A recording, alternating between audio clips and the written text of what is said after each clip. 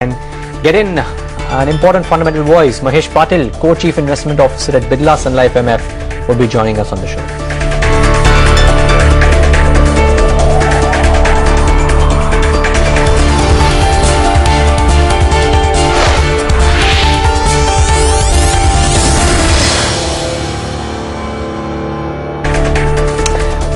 Million shares traded on Suven Life already on both the exchanges combined, 7% higher for that one, secures 3 product patents, and Suven Life is on a roll. Indra Medical on a roll. A bunch of these mid-sized pharma names are doing very, very well.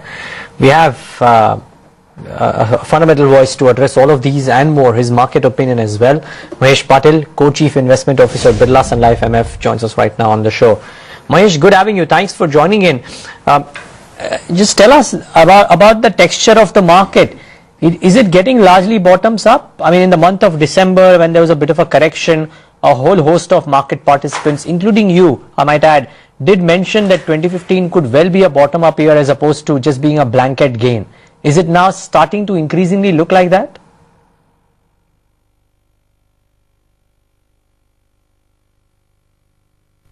Yeah, I think increasingly from here, as I mentioned, as valuations in the overall broader market are kind of at a reasonable levels, increasingly I think it will be a bottom-up story, individual stocks. But I think what has happened in the beginning of the year is we have seen rate cuts, so that's taken the market higher increase. I mean, improved the sentiment, and we have seen the rate sensitives again starting to take the lead in terms of market outperformance since the mid of this month.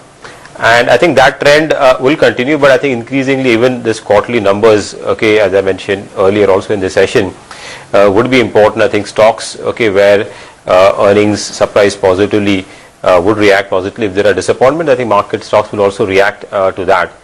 And I think that discrimination, I think in the market would start to happen from here on. And Mahesh, given that the disappointment right now can only come in from the global front, would you agree with that? Considering domestically it seems like all is, you know, for now at least, be it currency-wise, commodity-wise, seems to be going good for India.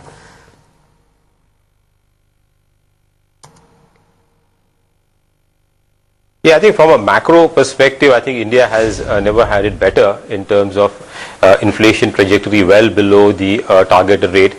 We are in a rate cut cycle where globally US is looking at increasing interest rates and also likelihood of improvement in our growth outlook. I mean, at a time when globally we are looking at global growth projections have been curtailed, and so I think this is a kind of a sweet spot for India. And with I think commodity this thing tailwind in terms of crude price correction, I mean that's an indirect stimulus of almost $50 billion, okay, which has been given to the economy and which would actually improve the growth outlook next year. So initially we were slightly a bit cautious about recovery in FY16, but I think with that stimulus coming in from crude oil and if that sustains for better part of this calendar year, then I think you could see growth outlook improving than what we had earlier estimated. You know, a whole host of global strategists, Mahesh, who come in say that 2015 could well be a year of domestic flows by DIIs as well as by retail participants. Just wondering very quickly, are you seeing signs of that in your fund, retail money coming in?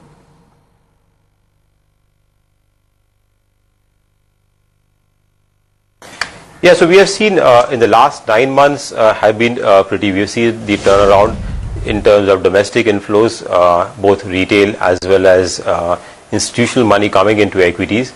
And I think this is just the beginning of the trend, and as we move forward, I think over the next few years, I think there is a huge amount of domestic savings we believe will get channelized into financial assets and more so into equity. And like I've been saying earlier also, with inflation remaining low, with real interest rates significantly positive, you will see savings moving into financial assets compared to physical assets, a trend which we saw in the last 7 years. I think that's likely to reverse, and with equity markets also likely to do well, and also looking at the past experience, return expectations, okay, for investors should increase. So I think over the next few years, I think we should see significant amount of domestic savings getting channelized into equities. and the current run rate of around 5,000, 6,000 per month, what we are seeing, that can only increase in the next few quarters or next few years. Well, just knocking at 8,600 and another 30 odd points and we would be at fresh highs. Okay, there we are at the highest level since December 4th, a good 0.5% uptick, 8,600 here. And just when the world is still cribbing about, you know, what's going to transpire in terms of GDP growth, we've all seen the slowdown in China. If there is an impending mega ECB meet, our markets seem to be on their own trajectory. The currency is strengthening, low inflation rates and equities at a high right now. What better a mix could one ask for? In fact, we're building onto that 8,600 mark now. 8,601 is where the Nifty is, the highest level since December 4. And within what? Just a few points, 30 odd points or so, we would be clocking a fresh all-time high. Well, maybe a few people didn't anticipate this to come in as quickly, but it's been a robust uptick that we've seen in the markets in the last few days. Just telling you what's contributing to this kind of an uptick in today's session. On the Sensex, for example, we've had, or on the Nifty, for example, the metal names which are back with a bang. So Tata Steel, Jindal Steel, Hindalco, Sesa Sterlite. These are the top 4 movers on the index, on the Sensex, that is. SBI, ITC, HDFC, and then a whole host of these PSUs too today. So SBI is one, yes, but ONGC, NTPC, Coal India, all of them are making a dash. I think the key is that there are not enough losers in the session today, which is actually a good respite. But for a GAIL and maybe to an extent HUL, which is down 1.5%, not too many heavyweights, excuse me, which are down. A bit of a trading play in metals, banks doing okay, and we are at those levels, 8,600 and counting, 8,598 or thereabouts. So good move, and the broader markets too have done well. So, which brings me to my next question, Mahesh. We are awaiting 8627. Let's see if it happens today. But which brings me to my next question. Today is probably a day of metals doing well because of the Chinese GDP data too coming in line with expectations. But on the flip side, there's a long, quite a bit of long build-up that happened in the FMCG names ahead of the numbers. And the results haven't been that great. HUL a case in point, and the management commentary from some of the others, including Dabur, has not been very strong. They have been candid enough to say that they are not seeing immense growth coming in over the next couple of quarters. What do you do with FMCG? Because the rallies already happened, but the numbers are not following.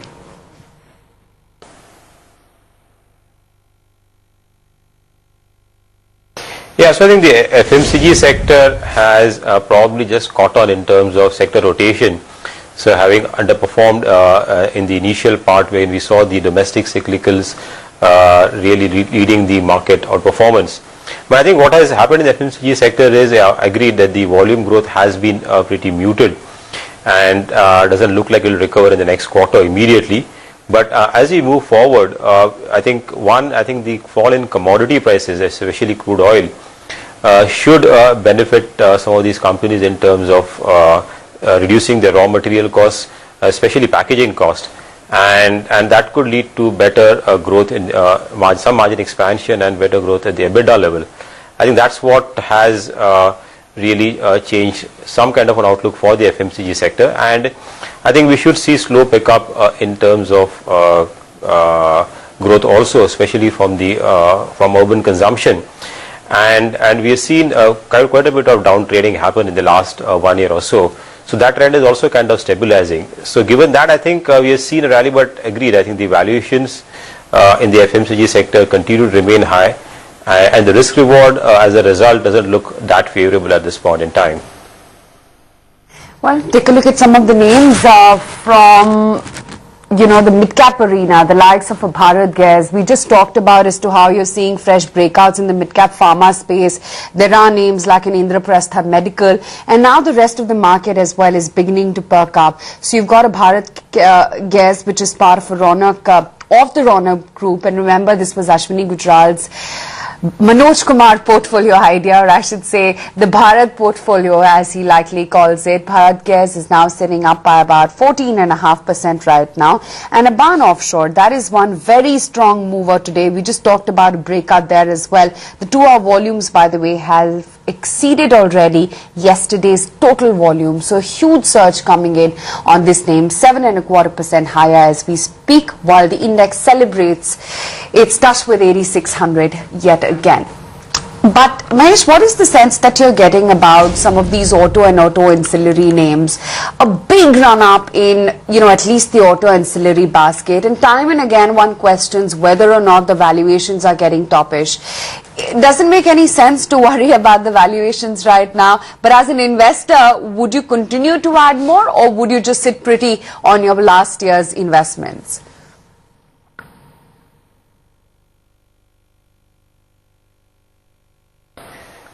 In the auto sector, I think we are expecting some kind of revival over there in terms of volume growth.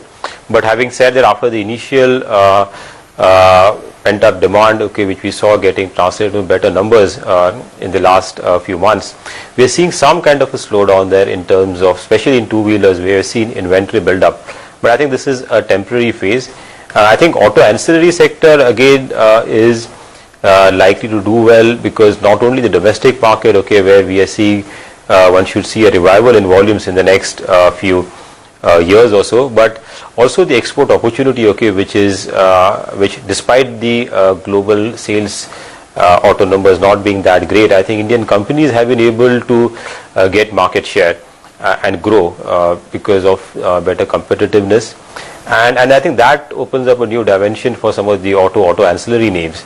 And given the opportunity size in domestic as well as the export market, we feel that the sector and some of the better placed companies with good quality and cost competitiveness will continue to do well, despite valuations slightly higher than their long-term average. So Mahesh, before we thank you, what's that big call for 2015? Is it a bullish call on a pocket which is hitherto undiscovered or not spoken about too much? Or is it a bearish call on something that has really gone up too much in anticipated of earnings which are not coming as yet?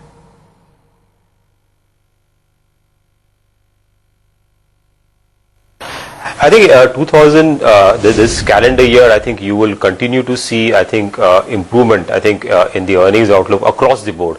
So I don't think one should be, we don't have any bearish call. I think you'll see an improvement across.